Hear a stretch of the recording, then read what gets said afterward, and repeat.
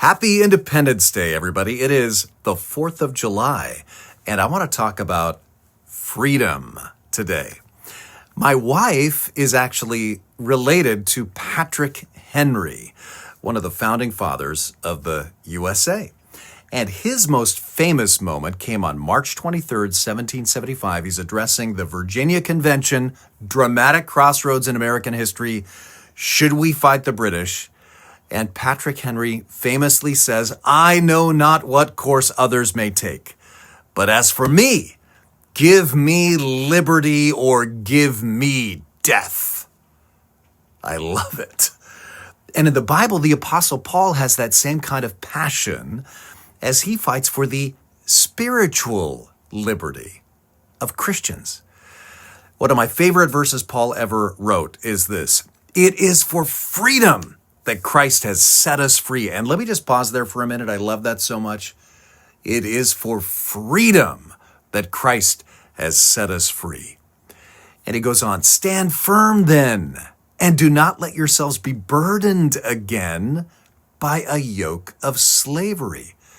That's Galatians 5:1. Now, the slavery Paul is talking about in context is not slavery to sin, though that is a very real thing. In context, he's talking about the slavery of religion, legalistic, performance-based religion, attempting to be perfect and to perform religious duties to please God. But Paul's saying the Christian life is actually lived entirely by God's grace, and we're free from having to perform or pretend in order to try to earn God's favor. How much do you love that? We are free to sort of soar in the sky of God's love for us, all because Jesus gave up his freedom. Jesus was literally bound and nailed to a cross, taking on himself the sins of the world, and by that sacrifice, he bought our freedom. So why crawl back into slavery again? It's when we fully understand the freedom of God's grace for us and live in that liberty, that's when real life change happens deep down inside. And this week, I'm going to be continuing our series, Unstuck, and talk more about that. Plus, it will still be Independence Weekend at TLC, and we are feeding you this weekend. Enjoy a barbecued hot dog after each service. And don't forget, the San Francisco Giants Fellowship Day. Next week, it's a Wednesday day game.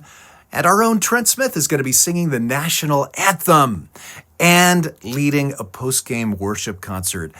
Plus, Giants players are going to be sharing their own faith stories after that worship set. And lately, they probably needed their faith to see them through their losing streak. But anyway, this is going to be a lot of fun. Pick up tickets in the lobby or church office this weekend. I'm going to be there with the grandkids. Again, happy Independence Day, everyone. You know, in all the hoopla today, I hope you pause to pray today. Pray for our nation. Praise God for his blessings. God has truly shed his grace upon us in so many ways. You know, thank God especially for our freedoms, including the freedom of religion, freedom of speech, freedom of assembly. Wow, what a difference that makes to churches. And as you go through the day today, remember, it is for freedom that Christ has set you free.